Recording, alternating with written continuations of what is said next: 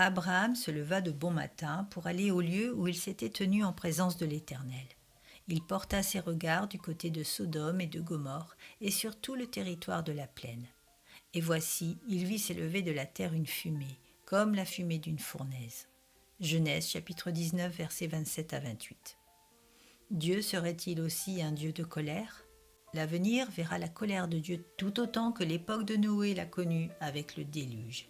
Car il est dit dans l'Apocalypse chapitre 16 verset 1 « Et j'entendis une voix forte qui venait du temple et qui disait aux 7 anges « Allez et versez sur la terre les 7 coupes de la colère de Dieu. » Le monde va loin, trop loin, et les projets et limites de l'idéologie mondialiste qui se moque de Dieu depuis des décennies passeront par la colère de Dieu. La Bible le dit dans Galates chapitre 6 au verset 7. Ne vous y trompez pas, on ne se moque pas de Dieu.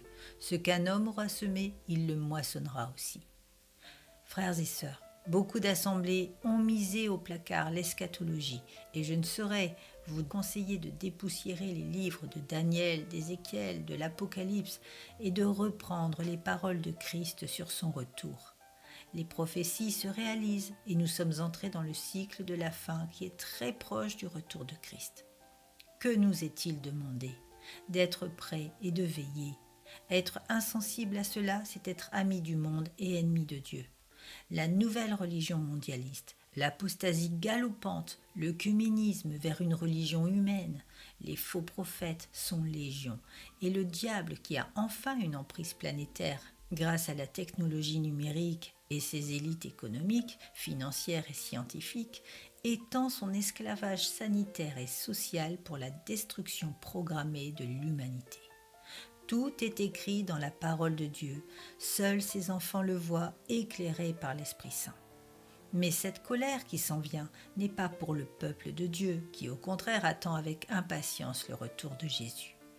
L'Apocalypse est terrible pour les ennemis de Dieu, mais c'est la plus belle nouvelle qui soit pour les enfants du royaume.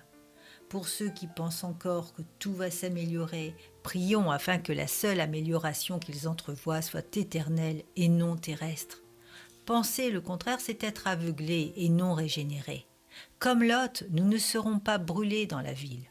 Louons le Seigneur pour nous épargner de sa colère et prions sans cesse afin que le plus grand nombre soit sauvé, car nous ne savons ni le jour ni l'heure, mais nous avons la certitude que cela va se produire.